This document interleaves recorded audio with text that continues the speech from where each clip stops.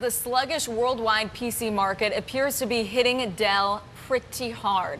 The computer maker is out with third quarter results, and the numbers are heading in the wrong direction. Sales totaled $13.7 billion, down 11%. Net income was $475 million, down 47%. Dell's fourth quarter forecast also calls for some revenue growth, but the company says it expects the economic environment to remain challenging. On top of that, PC sales are slowing. We know this. Research firm Gartner coming out saying sales fell 8.3% last quarter.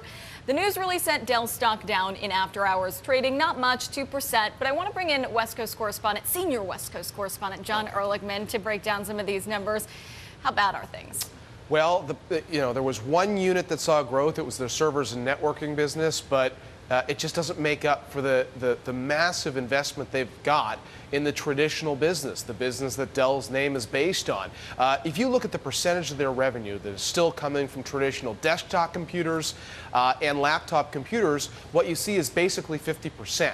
The number this quarter was 49%, but actually if you work in a couple of the extras that go along with buying a computer, it takes you past 50%. And then if you look at servers or software, services, storage, these are all areas where Dell has made investments, but they don't make up for that difference. And so when you're still tied to traditional PCs and laptops, check out the next chart, which is their mobility business, which is basically the business that has the laptop revenue.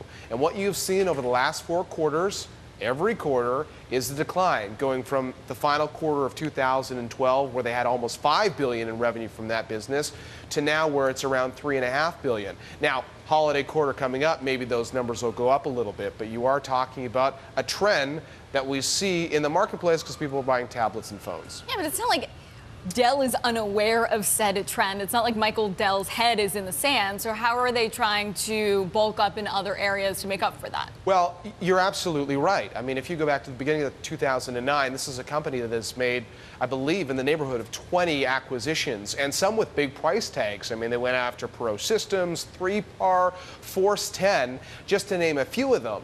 And again, as I mentioned, some of the bigger deals that they've done over that stretch are $1 billion, $2 billion. But you are talking about a company that is expected to generate revenue of about $57, $58 billion this year. So it's a reminder that when you get to a certain size, even if you want to turn direction, boy, it can be difficult to turn because of how big the numbers are for your traditional business. Not as nimble as they once were.